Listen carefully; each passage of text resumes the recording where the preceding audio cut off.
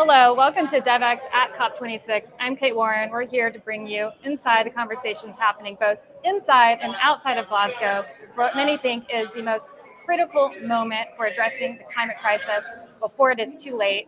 COP is back after a brief pause last year due to the pandemic. Many are saying we're living in a dual pandemic of the COVID crisis and the climate crisis, and growing inequity that is really impacting the lower and middle income countries the most. That is what we're here to talk about over the next couple of days. I have my colleague here, UK correspondent Worley, who is on the ground reporting on what is happening. We have a couple of days of some really exciting conversations and interviews for you today. For those of you that are joining via Zoom, you can access interpretation in French and Spanish or closed captioning to go to the bottom of your screen. So make sure you take advantage of that. And I would like to thank our innovation and ecosystem partner, DAI UK, as well as our ecosystem partners, AGRA, Catapult, Center for Disease Protection, ESRI, and RTI International, and our program underwriter, FHI 360, for helping to make this coverage possible. So thank you for your support. But I would like to kick off with you, Will. You know, a lot of our audience is really curious about what is happening here. What is COP?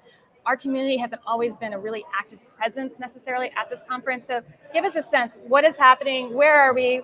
What are all these people doing here? That's a really good question. So right now, Kate, we are in the green zone. This is the area of the COP that is open to the public. You still have to go through all the security and the procedures to get in, but this is for the public section. So here are kind of private section delegations, universities, researchers, private companies.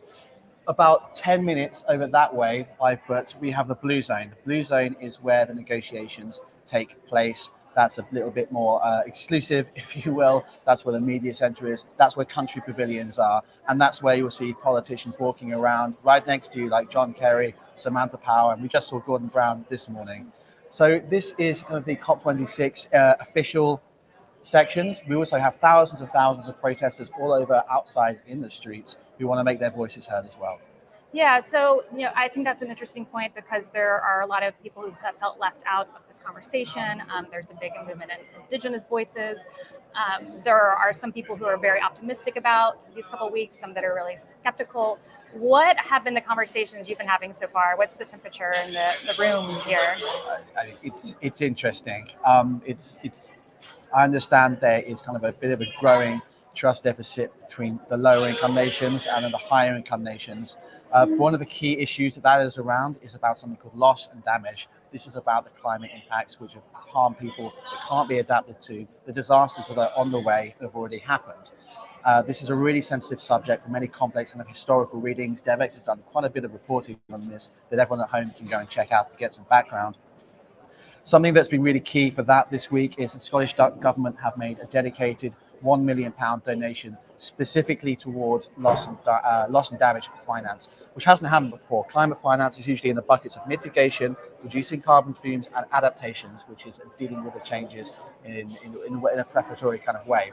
So Scotland have been praised by the lower income countries for kind of leading the way on this loss and damage financing. It remains to be kind of seen how much more will be added to that £1 million, which isn't going to do so much itself. Many countries want to see a dedicated kind of financial mechanism. But on the other side, outside of finance, there has also been some kind of there has been some progress on the operationalizing the Santiago network for loss and damage, which is about technical support. So the loss and damage is a really key thing for our audience to be aware of this week. Adaptation has gone up the agenda. Traditionally, that has been kind of mitigations, little brother receiving less money, less space on the agenda. That's changed this week. We've had the huge prepare announcement of President's resilience and emergency plan for climate adaptation.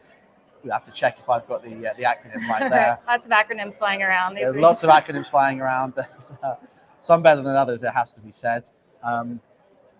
That's something that people should be aware of, and that does feel like there has been a bit of progress on this week. But of course, the proof will be in the pudding. This is about ultimately the negotiations that are taking place in that blue zone, the hard work of officials and ministers going day and night to try and find some common ground in these talks.